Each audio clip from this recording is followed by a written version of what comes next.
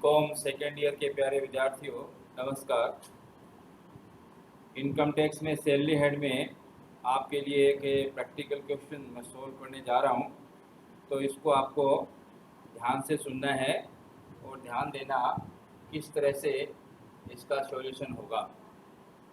अभी आपको जो सैलरी हेड के मैंने फार्मूले थ्योरी जो इसकी समझाई थी उसको आपने अच्छी तरह से याद कर लिया होगा और बिल्कुल इसको दिन प्रतिदिन याद करते रहिए।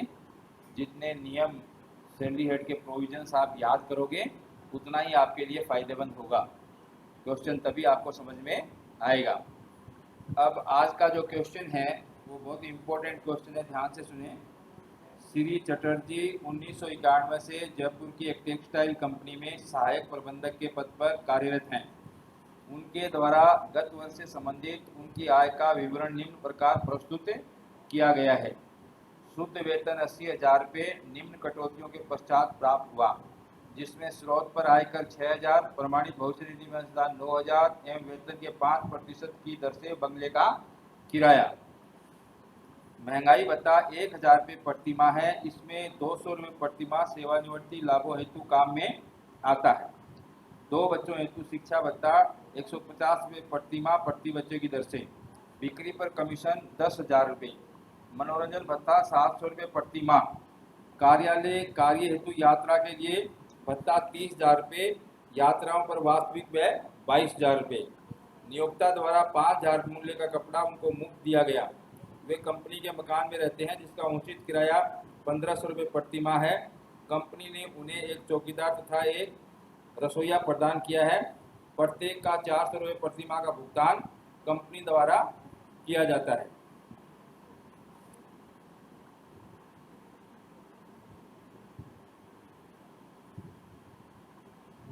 कंपनी ने उनको 1.8 लीटर क्षमता की कार कार्यालय एवं निजी प्रयोग के लिए दे रखी है। कार के खर्चों का भुगतान कंपनी द्वारा किया जाता है।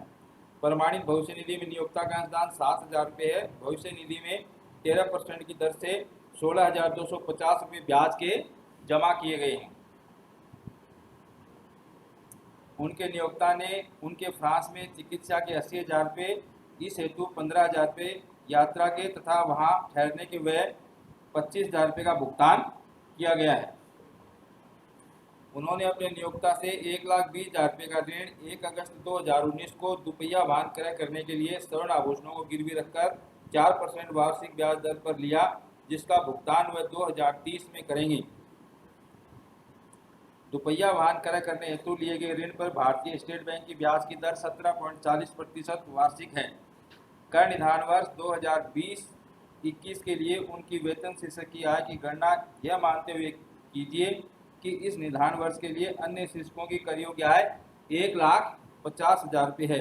यह भी मान लीजिए कि 2001 की जनगणना के अनुसार जयपुर शहर की जनसंख्या 26 लाख है। ये आपका प्रैक्टिकल क्वेश्चन है जो 20 नंबर का आया हुआ है और कई विभिन्न विश्वविद्यालयों में पहले से भी ये क्वेश्चन आ चुका है।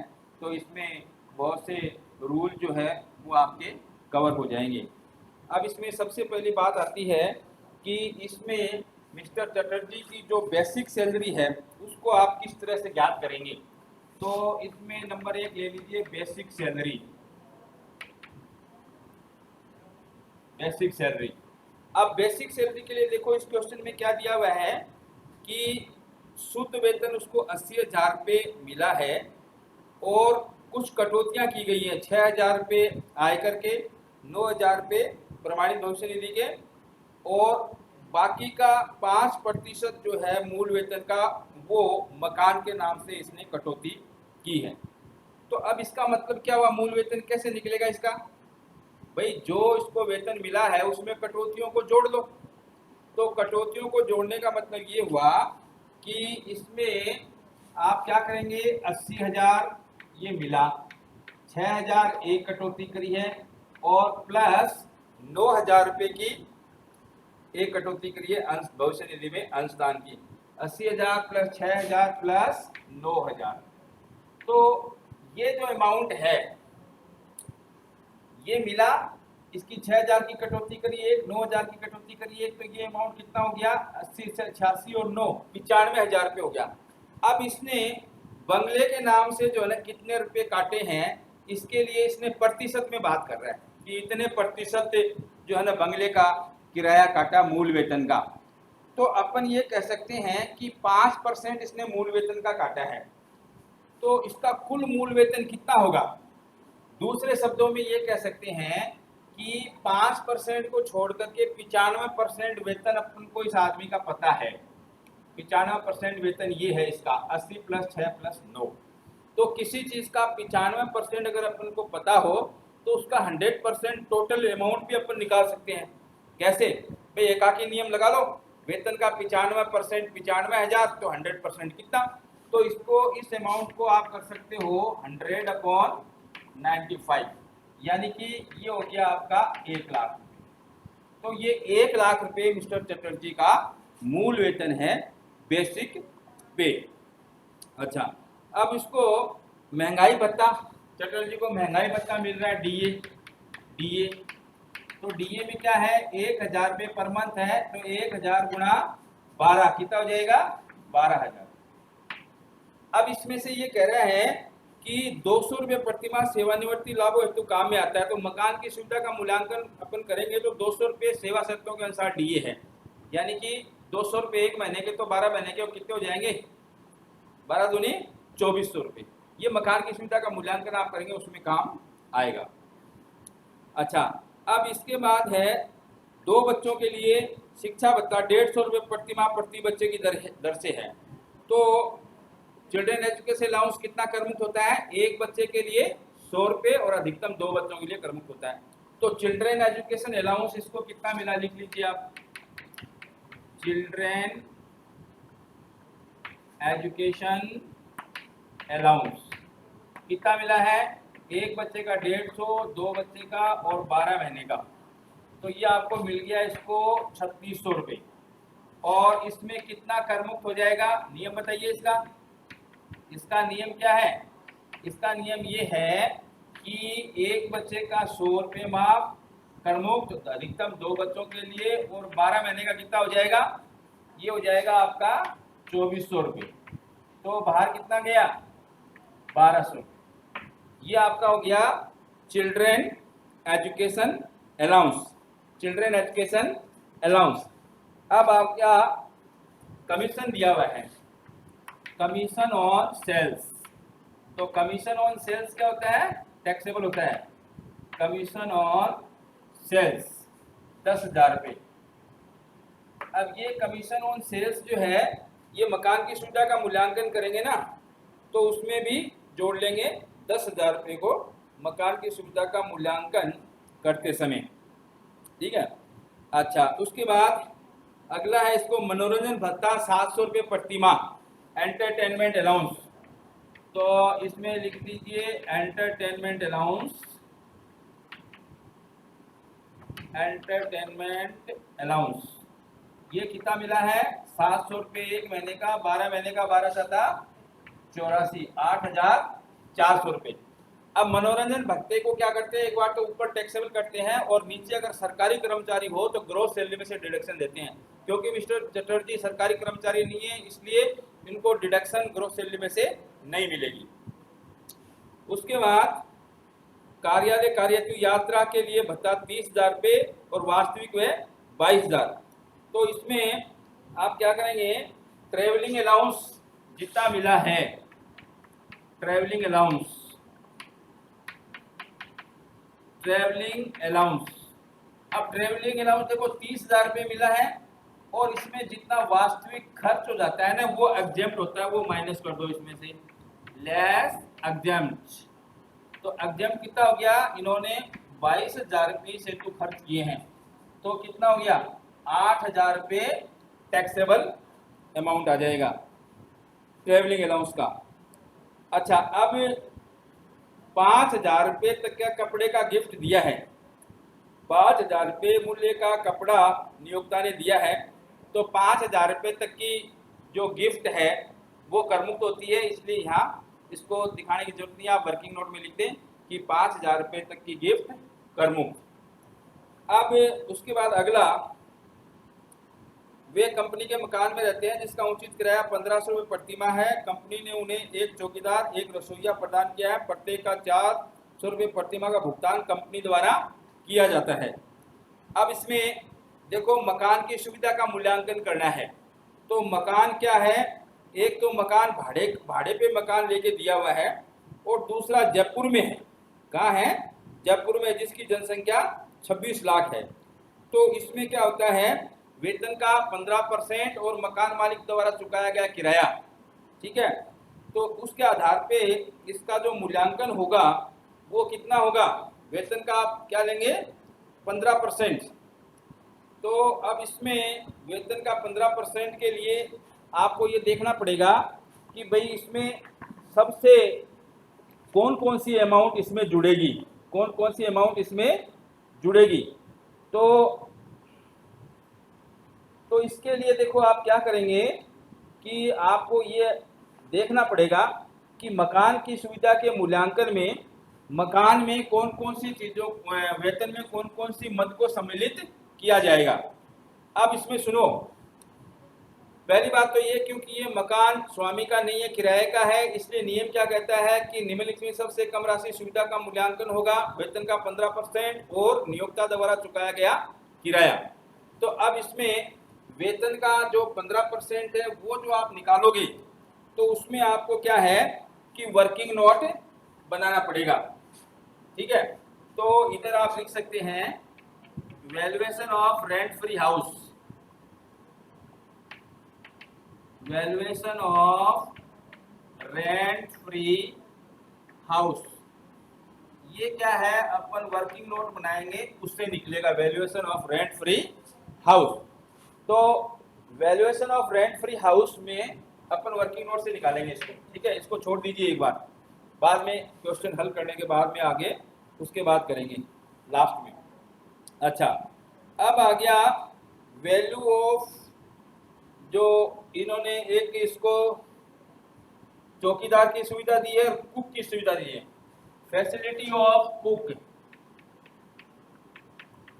फैसिलिटी ऑफ कुक 400 रुपये हैं।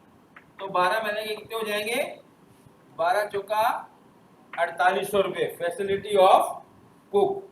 फिर फैसिलिटी ऑफ वॉचमैन,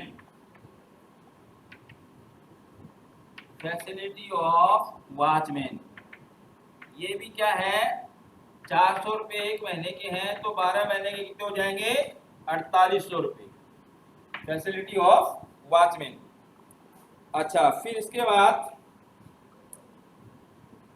कार की फैसिलिटी दी गई है। कंपनी ने उनको 1.8 लीटर क्षमता की कार कार्यालय और निजी प्रयोग के लिए दी गई है। कार के खर्चों का भुगतान कंपनी द्वारा किया जाता है।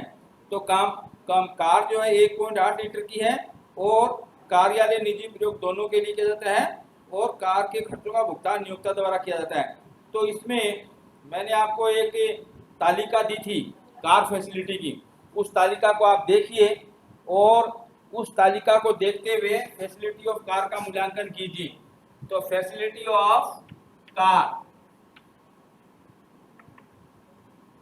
Facility of car, facility of car में इसमें आप देखिए, आपको जो तालिका मैंने पीडीएफ में भेजी थी उसमें फैसिलिटी ऑफ कार का रेट देखिए, नियोक्ता द्वारा खर्चे वहन दोनों जगह काम आती है। 1.8 सीसी की कार है, तो इसमें 2400 रुपये बिना ड्राइवर के हैं।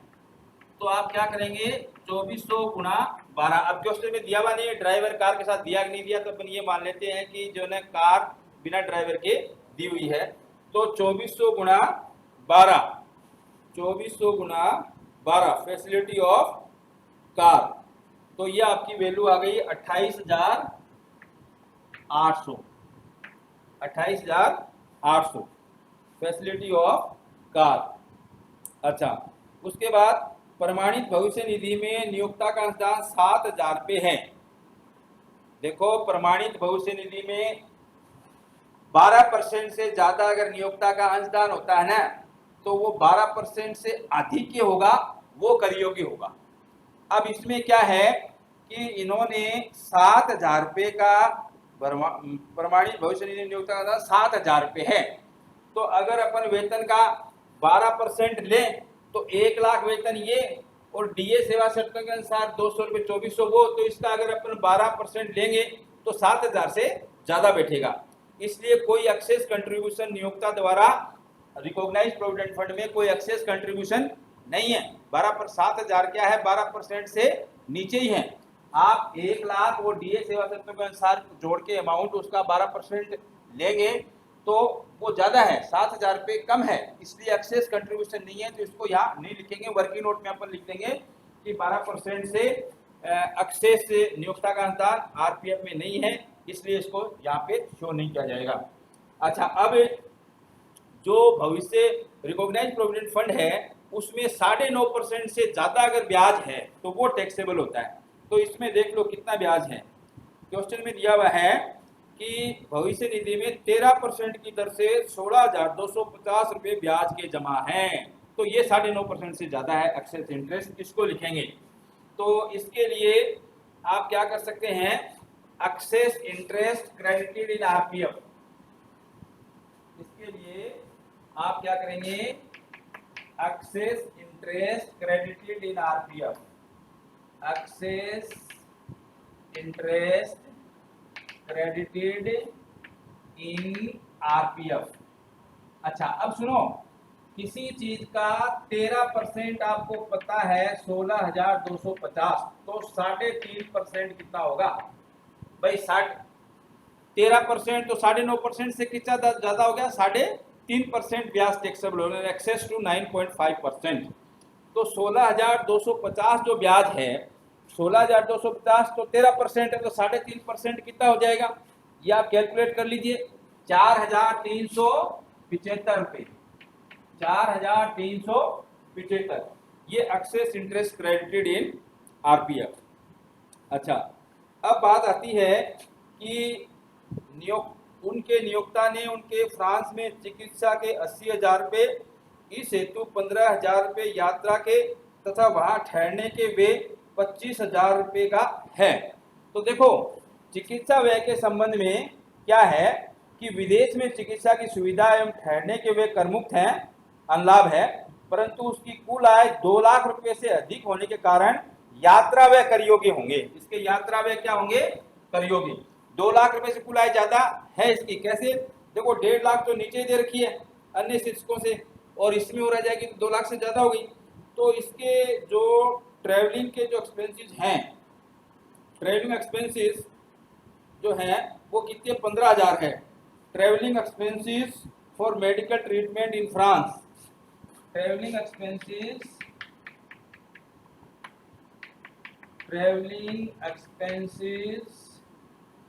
For medical treatment in France, medical treatment in France, ये है आपके 15,000 रुपये, 15,000, ये टैक्सेबल होगा। अच्छा, फिर उसके बाद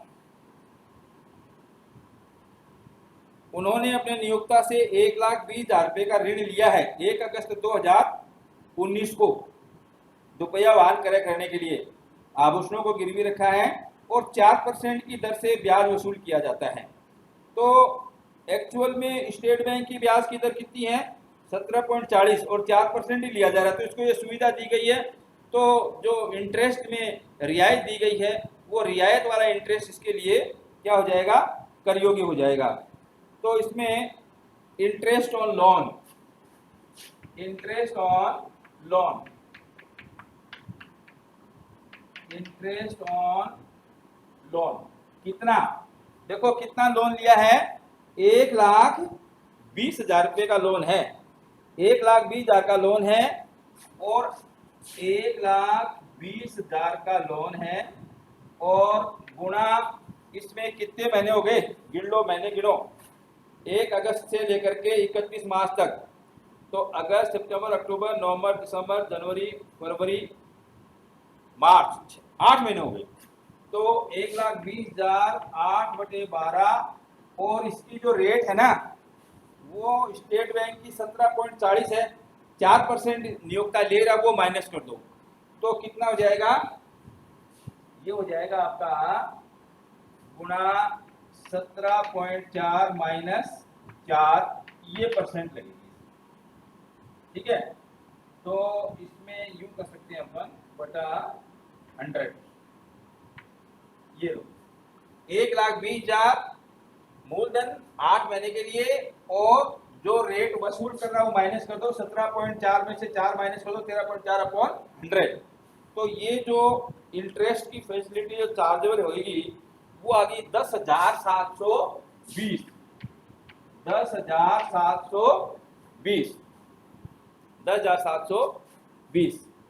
अब इसमें ये आपको क्या करना है कि जो टैक्सेबल जो चीजें हैं इस मिस्टर चटर्जी के लिए, उसकी अपन ने व्याख्या की है। अब आती है बात वर्किंग नोट की। तो इसमें जो वर्किंग नोट है उसमें एक तो क्या है कि जैसे मकान की सुविधा का मूल्यांकन है, तो इसमें आप क्या करेंगे, valuation of rent free house, जो रेंट फ्री हाउस का वैल्यूएशन किया है उसका वर्किंग नोट बना सकते हैं आप। क्या वर्किंग नोट लिख लीजिए, valuation of rent free house, valuation of rent free house, ये वर्किंग नोट आपको परीक्षा में बना के दिखाना है। अब इसमें देखिए 15% जो है ना, जो इसकी वेतन का जो 15% है वो इसमें निकाला जाएगा। तो इसमें मकान के पॉइंट को एक बार दोबारा देख लीजिए। वे कंपनी के मकान में रहते हैं जिसका उचित किराया 1500 रुपये प्रति माह है। कंपनी ने उन्हें एक चौकीदार तथा एक रसोइया कंपनी के मकान में रहते हैं। तो कंपनी के मकान में रहते हैं तो इसका उचित किराया ये बता रहे हैं।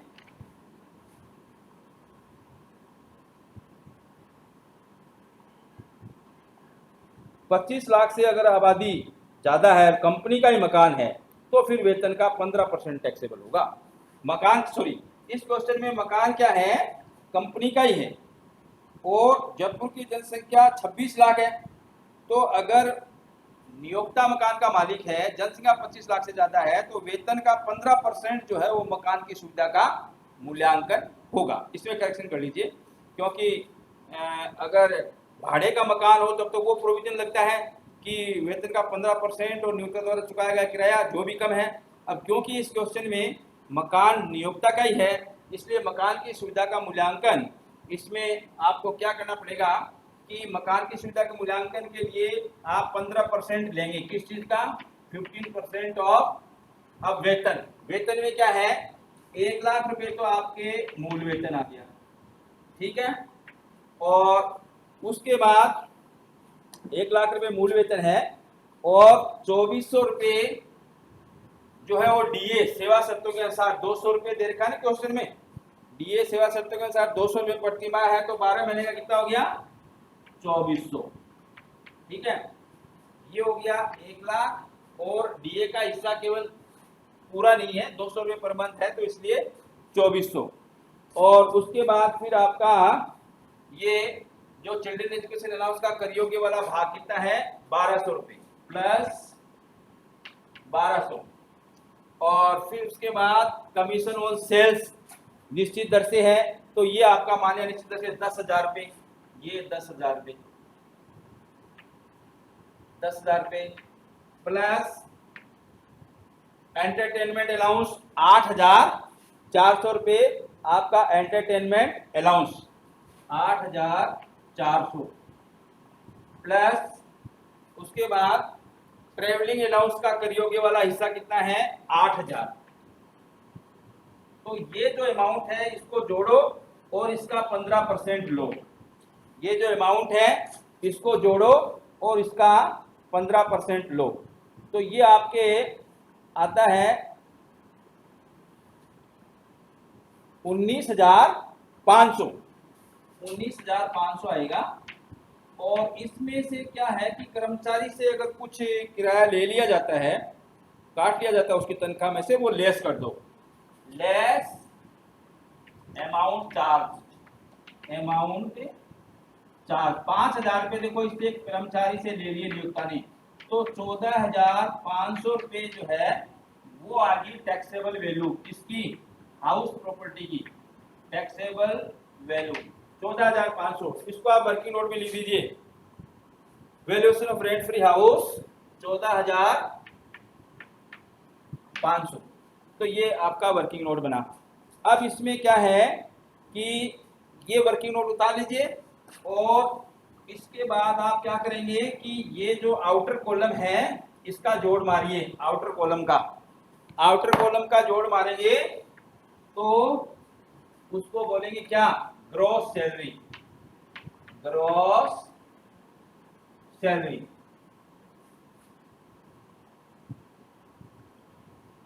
ये आपके 13 आइटम्स हो गए हैं, 13 आइटम्स हो गए हैं।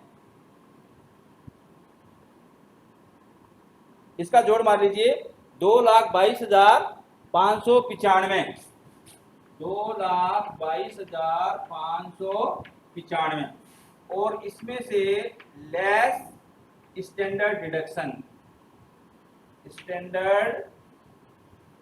कितनी है, 50,000 रुपये। 50,000 रुपये इसमें से स्टैंडर्ड डिडक्शन माइनस कर दीजिए, वो आपकी आ गई टैक्सेबल सैलरी। तो टैक्सेबल सैलरी में आपका अमाउंट आ गया 1,72,595, 1,72,595। अब इस तरह से ये 20 नंबर का बहुत ही इंपॉर्टेंट क्वेश्चन आपके एग्जाम में कई विश्वविद्यालयों में आया हुआ है, इसलिए मैंने आपको इसकी प्रैक्टिस करवाई है। तो सैलरी एड के जो नियम है उनको आपको पढ़ना पड़ेगा, और इसके अलावा इसमें अगर किसी तरह का कोई कन्फ्यूजन है तो वो आप मेरे से टेलीफोन करके भी, मोबाइल करके भी पूछ सकते हैं। अगर किसी को कोई दिक्कत हो किसी भी प्रकार की, तो ये क्वेश्चन आप अपनी टेक्स्ट बुक में भी आपके दिया हुआ है, अच्छी तरह से इसको याद कर ले, इसको अभ्यास कर लें इसका। और किसी तरह की कोई दिक्कत है तो आप मेरे से संपर्क कर सकते हैं। आज के लेक्चर में इतना, दैट्स ऑल फॉर टुडे।